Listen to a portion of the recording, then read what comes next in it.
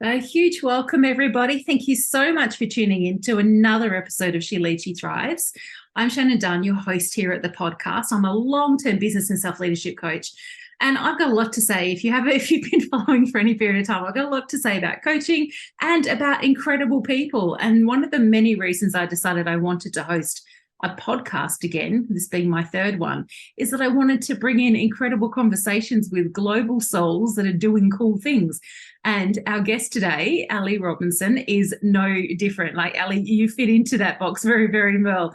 And we were just having a chat beforehand about what we were going to talk about today. And I know, Alyson, when would you say we met? It's a good couple of years ago, I would say. Yeah, I think like right now I'm in my third year of business. So I think Yeah. it was in my second year we met through Possibly. Cassie Howard, I think. Yeah. Yeah, I would say so. Definitely we met through Cassie Howard, and a lot of the guests on the show I've actually met through Cassie's community, which is amazing. But yeah, you were very new in your coaching business back when we first met. But I remember when we first connected and I was like, who is this bright spark of a woman? Like, you had this determination, you were a big cheerleader for others, which I love and resonate with. That's the inspire believer archetype that I teach in the Thrive Factor framework. And there's just something about you that stood out. And so I've loved watching you evolve in the last couple of years, back yourself, challenge yourself, follow through on so many different things. And we're going to talk about things like, making tough decisions and how you got to where you are. And also seeing you really embrace the commitment to the fact that you are French speaking. Yes, you're going to be speaking English with me here today, but your business is French speaking. And as you shared, I think just recently I saw another post from you sharing how when you first started in your coaching business, you didn't see many examples or maybe any examples of women coaches that were French speaking that were successful and earning really good money. And yet you didn't let that get in your way. You were like, nope, I'm going to make this happen. And that is just, to me, is a testament to the kind of character you have. So and we were just saying also earlier that a large number of or percentage of your community may never get to tune into this episode because they are French speaking, not English speaking. But we also agreed that they could be very creative and find ways to translate. So, technology these days, it's much, much easier, isn't it, than what it used to be. So I'm so excited to see what we end up having a chat about today. As I said to you, I've got a few questions of things I want to ask you, but I love having these conversations because we just let them go where they go. And, there's always magic, always wisdom, always inspiration. So let me share your official bio so people get to know you through that perspective, and then we'll dive into the conversation. So Alyson Robinson is known as the no bullshit coach, and that is so apt for you, isn't it? It's so appropriate. And her mission is to help women have more money in their hands so they can become their own sugar daddies. She helps online service-based entrepreneurs to scale their businesses to six figures, I think, and beyond, really. That's where you're heading, right? So, Ali, when I asked you if there was anything particular you wanted to focus on in our chat today, you said to me, I'm not there to promote myself, but to inspire people to create a life beyond their wildest dreams. And that, again, speaks so much to the kind of person that I've witnessed and got to know virtually over the last couple of years. And I've loved watching, as I said, your growth so much because it's cool sitting kind of literally on the other side of the world because, Alyson's in Canada and here I am in Australia, almost opposite to, I think we're 12 hours apart in time. 12 hours. So I'm 12 hours ahead of Ali and but that's okay. I'm in the future, but it's just, there's so much there. But just to be able to do that and to see this and to be so inspired by what I was watching in this young, determined, ambitious woman that you are. So what I'd love to know is, what is your wild dream? What is my what? My wild. So you said you want my wild dream. Wild dream. What is your wild dream? My wild dream, I think it's my selfish reason of why I'm in business, actually. And it is purely to achieve like one of the dream that I had for as long as I can remember, which is to buy some like housing in Yes. Toronto downtown. Yeah. Okay. So, and to be able to do that, I could not do it if I were working to a 9 to 5, like clocking in, clocking out, making like maybe $20 an hour. It would be not possible. And also like all the freedom that I wanted to achieve, like freedom of time, freedom of space, freedom of money also. And so, yeah, like I would say like I think the main reason why I decided to go on this adventure that is entrepreneurship is to really be able to just like live everything that I want to live in this lifetime and not feel like I can't because of finances, because of like, I don't know, like restriction around my schedule or stuff. I just want to feel the most free that I can.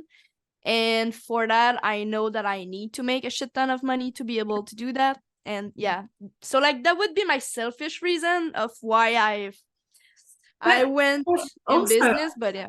a fabulous and inspiring reason. And I love when women in business and have chosen the entrepreneur path are able to say, I want to make a lot of money. I've got lots of things I want to do in my life and it requires money.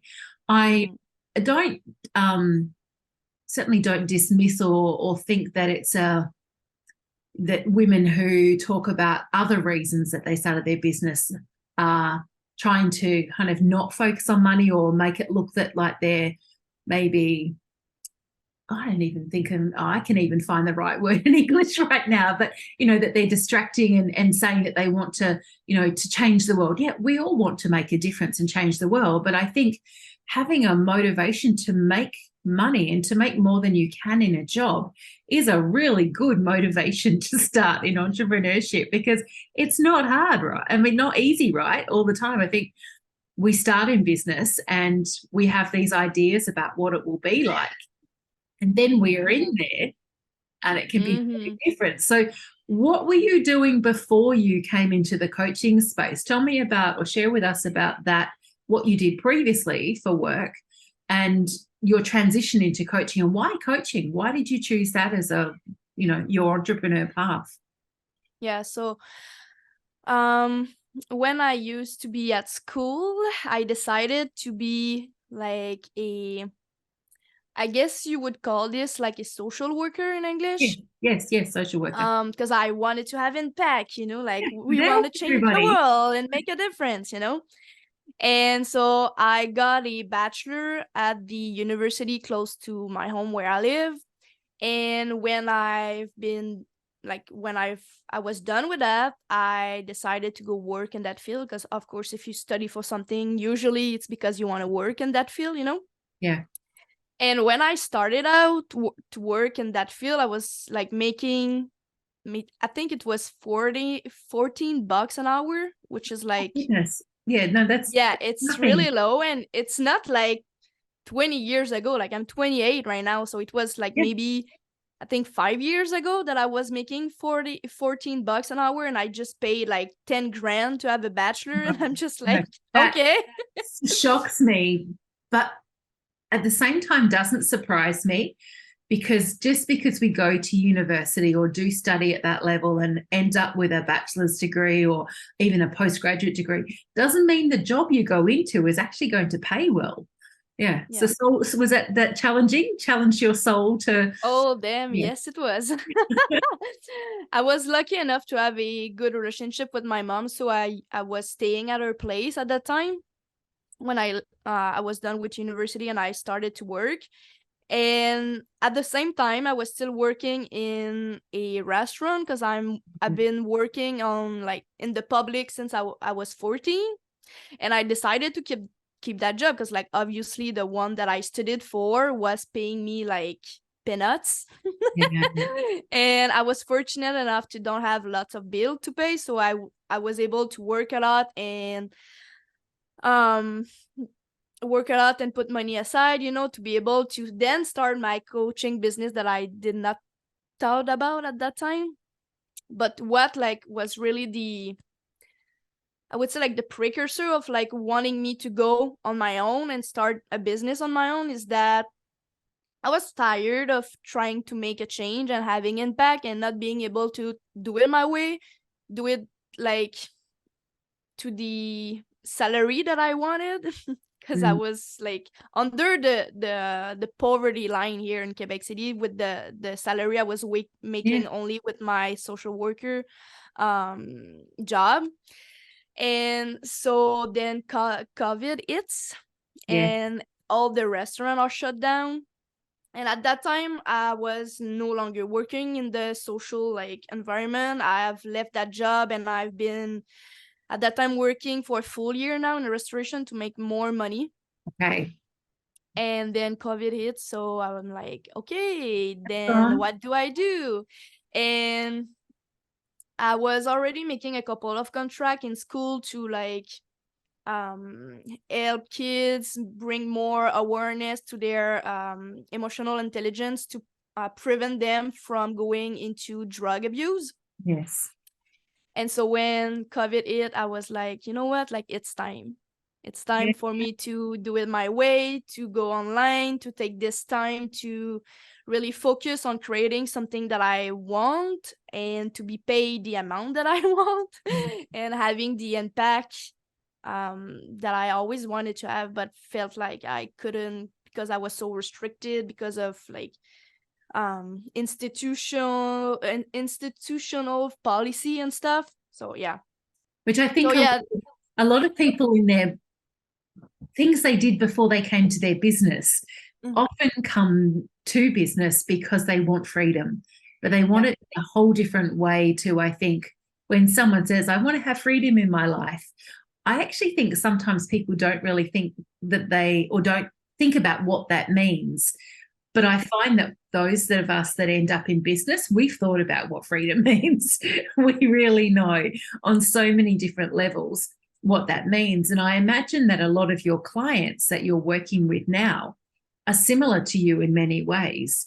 So, what kinds of things are, the clients that you love to work with, your ideal client, what are the things that they have as challenges and how do you support them with those? Even if you just think of a couple of examples, Ali, so we can get to understand the way you support your clients as a coach.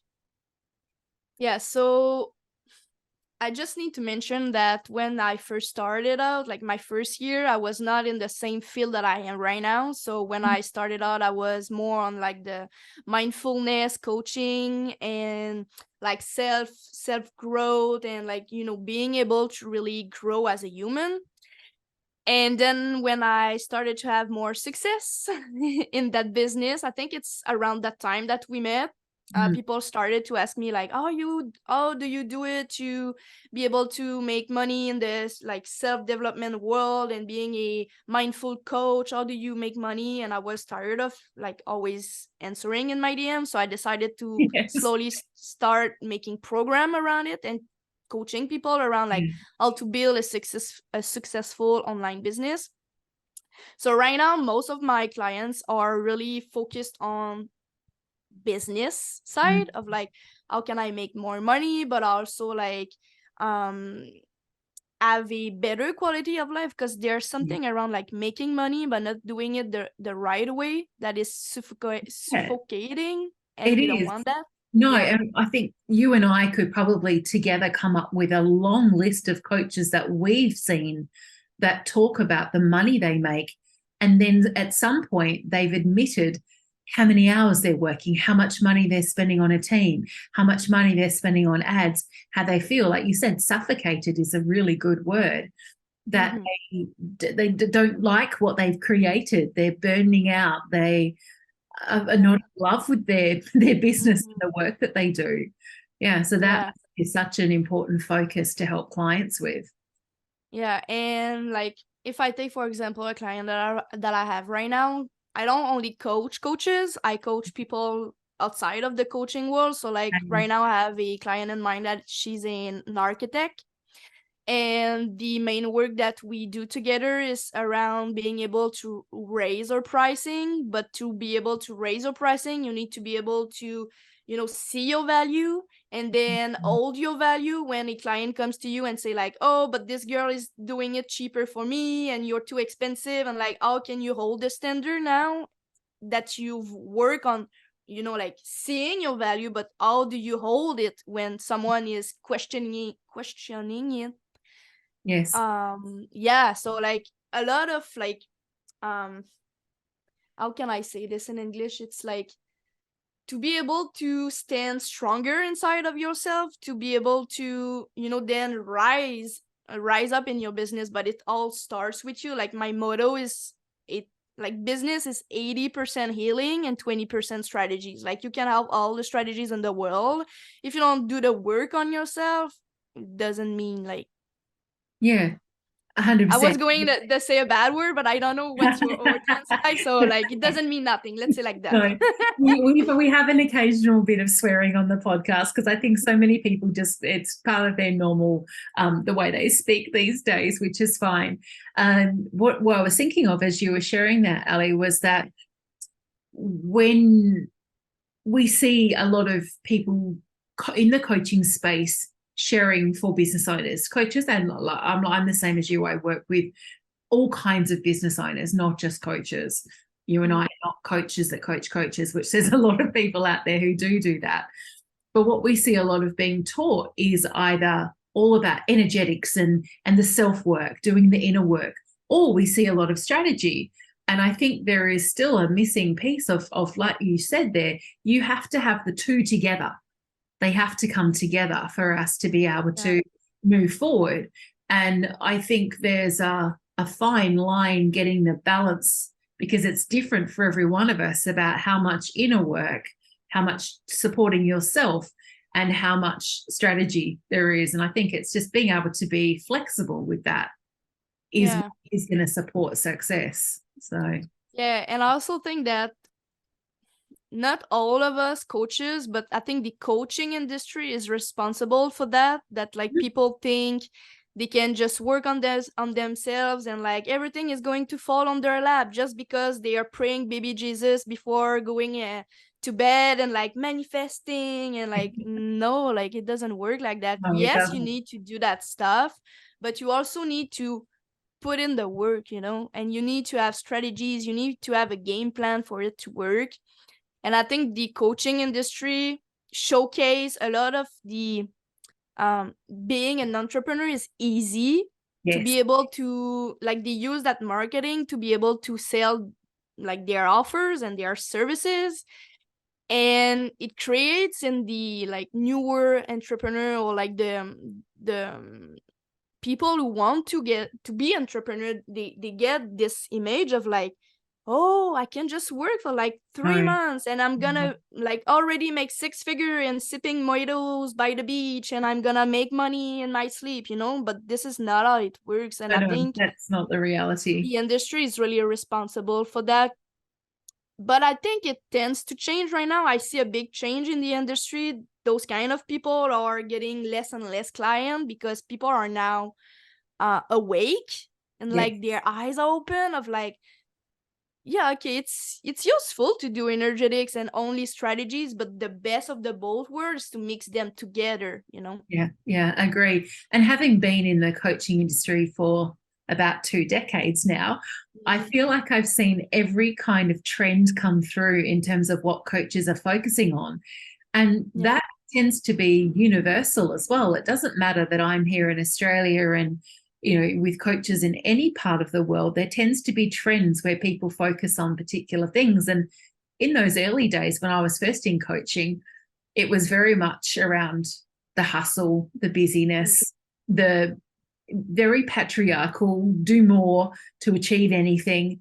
And then it went the other way over the kind of next decade of lean back, be more feminine, you know, bring that into, you can do less, you can create a multi-6-figure business in, you know, an hour a day, or like, you know, I'm talking random numbers, but that's the kind of thing. In fact, actually, to be honest, only 4 or 5 years ago, people were talking about a 6-figure business. And now we see coaches talking about multi-6-figure months, which again, I think is not necessarily a motivating. It can be motivating for some people, but for some people, that's just beyond. I mean, it's more than they make in a year, let alone considering that they could make it a month. And you and I have seen examples of people that have done this.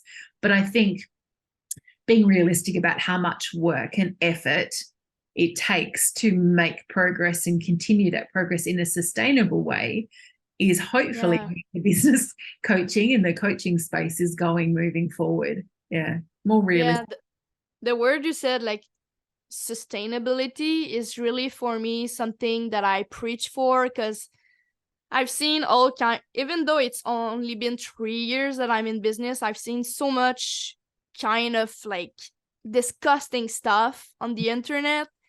And when you see like the marketing of some people, but then you know them outside of like the online Yeah, space, and you're like, "Ah, but like, why are you doing. talking like that and like Yeah, showing yourself up like this when you're not even like that in the real world?" Or like you're saying, oh, I'm making 100K a month, but at the end of the month you have only 10 grand left. It's like, but are you really making 100K a month if like your net is so low?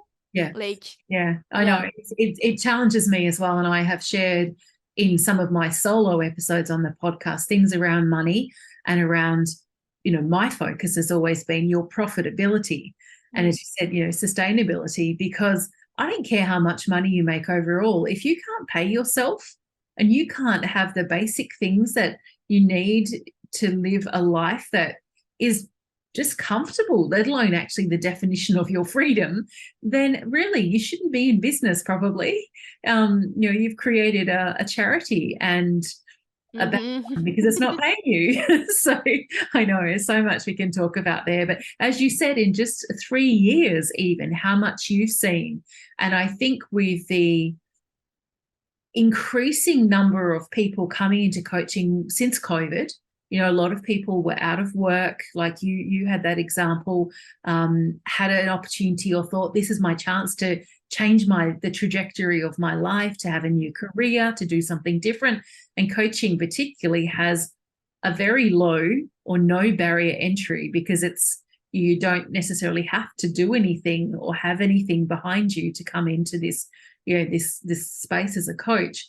And so I don't know about you in Canada, it being that was what you were doing, but from this perspective, sitting in Australia and observing what was happening around the world, there was this rapid increase in the number of coaches suddenly, out there in the world. And I think too that, like you said, the coaching industry hasn't always been good for we haven't been good for ourselves, because we have promoted a lot of, make money fast.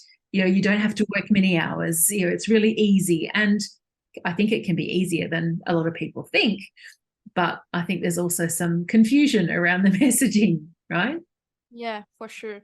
And I think that it's okay. Like for me, I have big ass ambition. Okay, like I do want to have like the million, the mil, like the millionaire business. Yes, Yeah, $1 million business. Yeah. yeah, yeah. The $1 million business. I do want to have that, and for me, like it's a deep, strong belief inside of me that I'm going to get there. But also I don't want to get there and being tired as hell and having no more free time, and not be able to enjoy my money. That's Mm. something that you also need to think about when you go in business. And like in the first year, let me just tell you that I was not even able to pay myself, because I used to reinvest everything in Yeah. coaching and mentoring and program to learn skills that in the long run would make me make money, you know? I do. And I think that is a common practice for a lot of business owners, no matter what kind of business they're in, is that first year or some years, we reinvest nearly everything and we pay ourselves the minimum to get by, to cover our bills and things that we have on a personal level, which Yeah. I don't think it's a bad thing, but I Mm. think making sure you're investing in the things that are actually going to support you is going to be better. And that's actually something I wanted to talk to you more about, because you share a lot in your content about how you make difficult decisions. Yeah. Yeah. I've seen you share lots of stories, and we were in a year-long mastermind together last year. And so I got to hear you share a lot about the things, the decisions you're making, the way you were backing yourself, the choosing investments, as you say, making bold moves. And I feel from the outside looking in that this has definitely contributed to your growth and the success that you've achieved for yourself so far. So how do you make those decisions, Ali, and keep backing yourself again and again? Because I think that is something, your tenacity, and you said you're ambitious. I get that. I'm a really ambitious person too. And it doesn't mean, though, when you're really ambitious that you're going to be successful faster than anybody else. But I think for you, there's something different. So how do you back yourself and make those kind of difficult decisions? Yeah. I want to say, like, first thing first, I don't have any kids. So that's something that I need to disclose, I think, because my reality might not be the same as someone who will, like, listen to The this family. conversation. So first things first, like, the only person that I need to take care of is myself. Yes. Okay, so, like, my expense is not really high. I have my mortgage and, like, all the basic stuff, but I do not have to cover for, like, little kid who depends on me. Okay. Mm. So in that way, it makes me able to make hard decision easier, like Yeah. Okay. easily, I would say, because no one is depending on me except me. Like, if Yeah. I'm gonna, like, eat ramen for, like, the next 2 weeks, it's on me. Like, I don't have to inflict this to my kids or whatever. So since I'm the only one who will live with the side effect of my art decision, it's easier for me, I think, than, like, a single mom of 2 kids to make those kind of decision as well. But with that being said, I think that the main thing that I think about when I want to make a big investment and, like you said, do make hard decision and make difficult choices, it's that my vision is so strong around where I want to go and why I'm doing it. And, like, for me, it's not even a question of whether I'm going to go there or not. It's only a question of time. And Yes. in my mind, it's like, how can I do all that I able to do and beyond to be able to go there faster. So for me, it's using money to acquire skills, acquire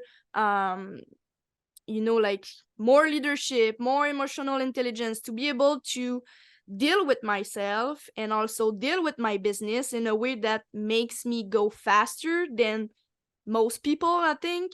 And something that is recurring a lot in my community is like, oh, but Ali, like, we started out at the same time and you're like so much further ahead than me. And I'm like, yeah, girl, but did you invested 90K over 3 years? No. So that's why. Yeah. Yeah. Yeah. So what would you say, Ali, has been the most rewarding investment you've made, and not necessarily giving, like, led to the most money, but most rewarding for you, maybe on a personal level? I would say it's the first time that I invested 16K, not because of the amount, but because of all the work that it led me through. Yes. Okay. Because at that time it was the highest amount that I ever invested. Like, I chose to invest in that coach instead of changing my car that was, like, all broke down, and, like, my boyfriend didn't even wanted to get in with me anymore because he was, like, Okay. scared. But, like, the decision that I had to make of, like, am I focusing on my growth right now, or do I want more comfort? I was like, no, I want growth. So I went all in, and I just hate to pay, like, interest on my stuff, and I hate to have, like, long-term payments. So I asked the coach, like, can I pay you the full 16K in 2 months? But at the time when I hired her, I was making 5 grand a month. Wow. So I was like, oh, like, I the mean, amount of pressure that the yeah. amount of pressure that I needed to deal with to be able to, one, make the money to pay her, to be able to clear my credit card to pay her in the next 2 weeks, and like, because like my credit card limit at that time was like 5K, and I needed to give her almost 5K every 2 weeks, Yes. and to be able to like even feed myself, like I need to make money to pay my bills also. And it stretched me so much, Shannon, like I can it only stretched me imagine, so Ellie. much of like, when I was done with that investment and that I cleared that out, I was like, oh shit, if I can do this, like if I can do what I just went through for the last 2 months, I can do whatever the heck I want. Yeah. If And I'm able to hold that much pressure, I can do whatever I want. yeah. So how did you navigate the pressure? Was there a point in time, despite your strength in your vision, that you're like, I don't know if I can do this? Oh yeah, absolutely. I was scared shitless all the time. So how did you work through that then? Because I think that's the reality for so many people that come into business, is that they do feel, like you said, just scared shitless all the time, or a lot of the time. So how do you personally work through that? Yeah. So a lot of the things that I do to help myself is to talk it out with people like close to me. So like my boyfriend is literally my rock. If I didn't have him when I started out my business, I would have closed the door in the first year, So I talk it out with my boyfriend around like all the stress that I live, the pressure that I have, and his job is just to tell me you're gonna be okay. And okay. I'm good. I keep moving. And it's also all the time reminding me remind myself that I do have the strength that is required to make all my dreams come true.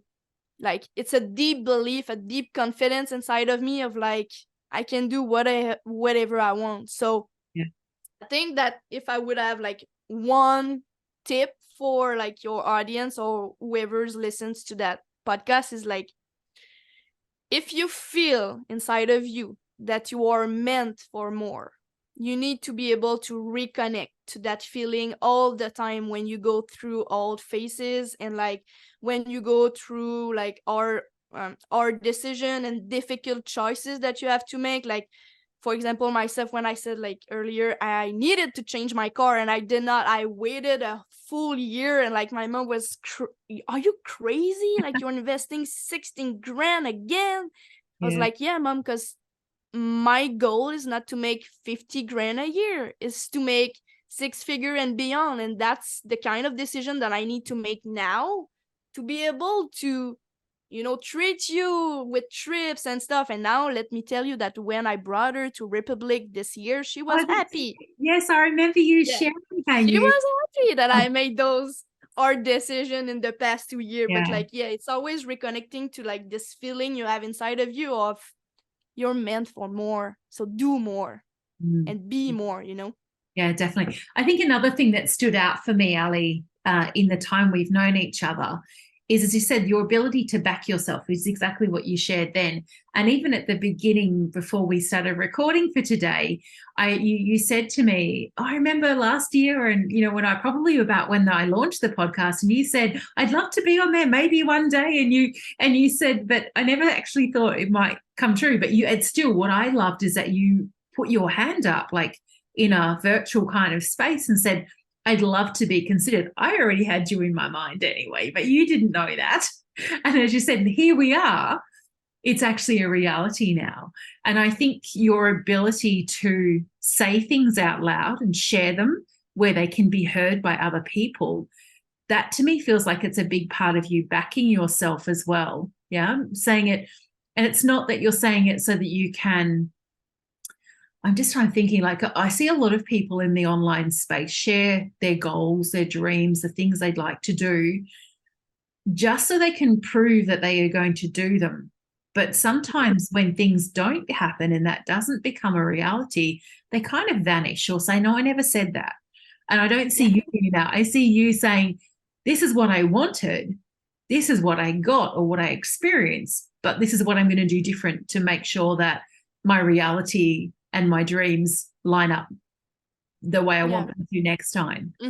Yeah. Yeah, and I think that it's something, if I look at all like my successful like financially, let's say, client that I have right now, the one common point we have together, it's our ability to put ourselves in a room that we feel we don't belong, but that we eventually want to belong, so like it's doing the work before feeling like we are we deserve our place at the table. Like, just the fact that I want to claim my place at the table makes me deserving of it, Yeah. And I think a lot of people are scared of doing those kind of move, like they're saying like, oh, I'm not there yet, or I need to make the money first to be able to make that decision. And I'm like, yeah, but what if you just figure it out and then you make way more than what you would have expected, and you gain way more experience than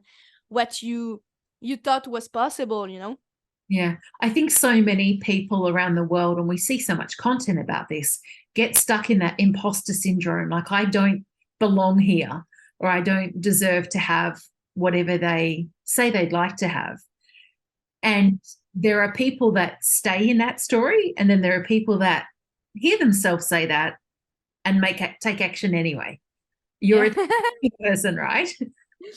Yeah, like every time I feel like it's too big for me, or I shouldn't, like, let's say for your podcast, for example, like last year when you told everyone in the mastermind we were in, like, hey, I'm looking for guests for the next year, I was like, oh yeah, me, even though I'm like, at that time I did not even made my first 6-figure. I was just like, I'm putting myself out there and let's see what happens. And every time I did that, every time I did the scary thing and like and just like raise my hand when even when I felt like people might say like, hey, calm down, like you're a baby entrepreneur, you don't belong here, or whatever.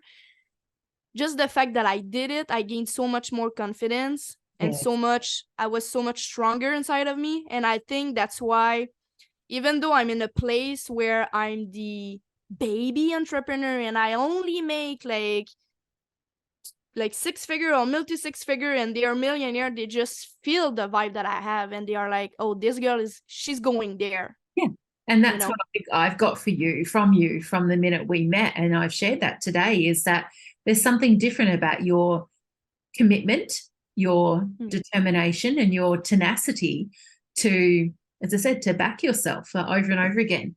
Now, something else I asked you, and I ask every one of the guests this, is that, if I was to ask someone that knows you well what they'd say about you, like, how would they describe you? And you shared with me as your answer that your capacity to see beyond the veil of their stories they are telling themselves, and that was a superpower. So tell me a bit more about how you do that. That you said, see beyond the veil of the stories people are telling themselves, which I think also speaks perfectly to the no bullshit coach, right? See through that. Tell me more about that. Yeah, so for people who might know human design, I'm a projector, and it means I have a lot of open centers in my like energetic field, which makes me able to sense a lot of stuff. And like, let's say, for example, one time I'm meeting a client on Zoom and I'm like, hey, how are you? She's like, oh, I'm fine. I'm like, stop bullshitting me. Like, what's going on? Like, I just feel like in the energy of the person, I just feel. And when I have a conversation with someone and it's like it's stuck on the surface level, I'm like, yeah, but what's underneath that? Like, I feel there's something more. And one of my strengths as a coach is to be able to, like, make the people, like the person reflect on, yeah, but this is just like beneath the surface. If you go deeper, what's hiding there?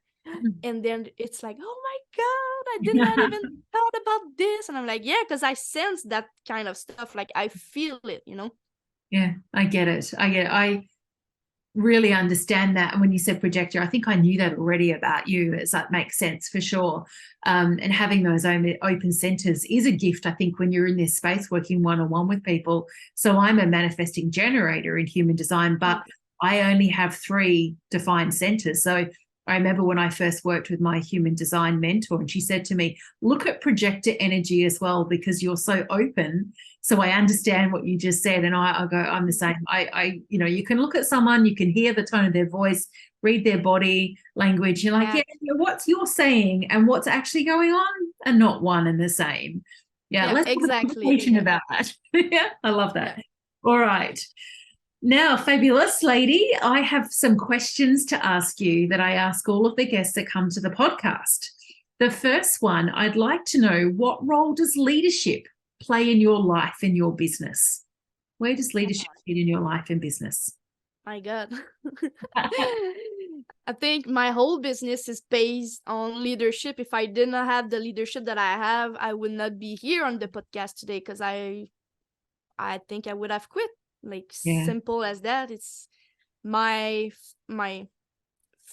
fears, like my force of like being able to always push through and to always see behind the difficulties makes me always working like towards my goal, and it inspires people, I think, and it activates people of like, oh, if she's doing it and she's like so fierce and so bold and so badass, like I want to be like that also.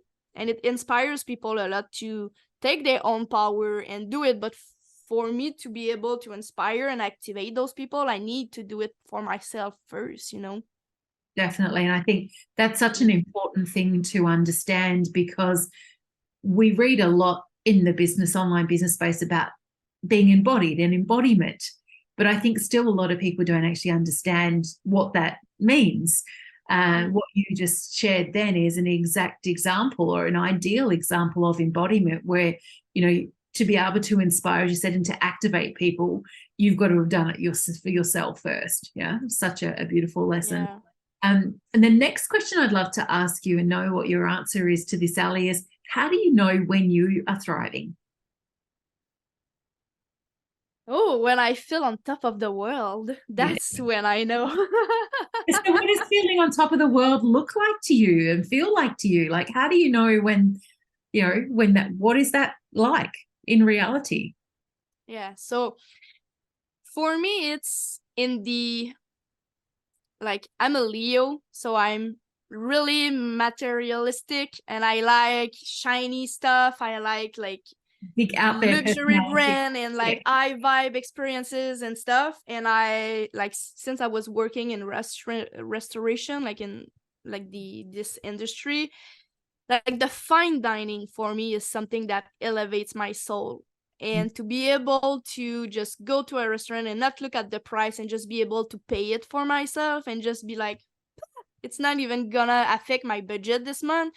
For me, it's something that makes me feel like I'm on top of the world. When I'm able to go and see a quatuor play, like, it just blows my mind that I'm able right now to pay for those kind of experiences that I was not able to do like 2 years ago. Yeah.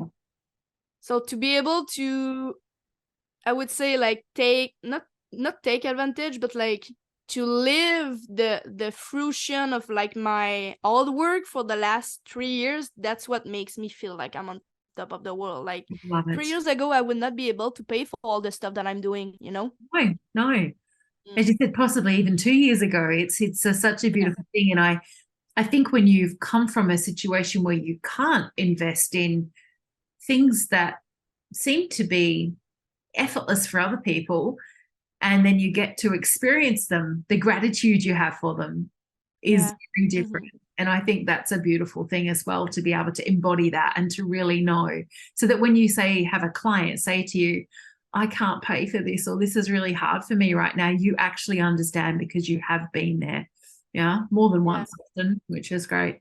So Ali, we're getting close to the end, but I've got a couple more questions to ask you. Firstly, where do people connect with you online? Where's the best place for us to connect with you? You can find me on Instagram. I think it's the best way to find me. So it's at La No Bullshit Coach. Most of my content is in French, but you have these translation tool that you can use on Instagram to translate all my posts, and that's how you, Shannon, you are able to like read my posts, even if it's in French. That's it. It's it. So when it is in French, I'm almost more intrigued, I think, Ali, when I see your posts that come through on Instagram or Facebook and they are in French. I'm like, what is this? Like, you know, as I said to you, my French in terms of my ability to understand goes back to high school. That's a long time ago for me now. So it's and I never really had an opportunity to practice speaking or really reading beyond that time, but I pick up some words. But the translation tool in social media is so good. So it was not going to pick up if you're listening to one of Ali's videos and you don't speak French, you're not going to be able to necessarily interpret that, but use the translation on the written piece and you'll get an understanding for sure. And I think, you know, getting to really know you has been because we've been in groups that are English speaking. So I got to hear you speak and to see you writing in English. So that was like, okay, I get a sense of who this beautiful woman is and where she's going in the world. So that's great. So we will make sure that we share your link to Instagram in our show notes. If anyone is listening, and if you're a long-term listener of the podcast, you know that we always share the links for our guests. So that's very easy to find them. And the very last thing I'd like to ask you is if you could share one final piece of wisdom with that ambitious, wise people that are tuning into the podcast episode today. What's the kind of thing that's on your heart right now? You feel like this is a good piece of wisdom to share? Yeah, I think I'm gonna share the piece of advice that brought me where I am today. It is okay to be scared, but do it scared anyway. Oh, I love that. Yeah, so succinct too, just like to the point. And who did you hear that from, or did you read it, or where did that piece of I don't recall, but I just know that when I heard or read it, like I was, oh my God, yeah, that's so true. Because like a lot of people are stuck in the fear and like, oh my God, but like all the possibilities that could happen. And I'm just like, yeah, but what if you just went for it? Yeah, anyway. How could your life be changed right now? It surely wouldn't be the same. So just do it, you know? Yeah, just do it. Nike was onto something that they were getting for sure. Thank you, beautiful lady, for joining me today. I'm so glad we finally got to connect here and to create a conversation for She Leads, She Thrives. I've loved talking to you, and as I expected, there's a lot of inspiration and wisdom in this episode today, despite your age, because I think that's also something that is important to understand, that wisdom's got no connection to age. You know, we can be incredibly wise and based on how many numbers we have in our birthdays, have still be very young. So I love that you understand that. And I feel that that is going to support you so much as you go forward and grow as a coach. And I look forward to cheering you from the sidelines as you do that. So thank you for joining me and having this conversation. And thank you for having me. Yeah, to our listeners, thank you for listening to Ali and I today. And if you have been inspired by this young, you know, firecracker of a woman, please go and reach out to her and connect with her. And if you are French speaking, as she says, she leads her business in French. So don't ignore what she's got to share with you. There's an incredible amount of generous sharing that goes on in Ali's world. And I've seen that in the time I've known her. So I think you have an opportunity to learn something that may make such a difference for you in your life and your business, right? So, yeah. So thank you again, Ali. Thank you, everybody. And I look forward to connecting with you, our beautiful listeners, with another episode very soon.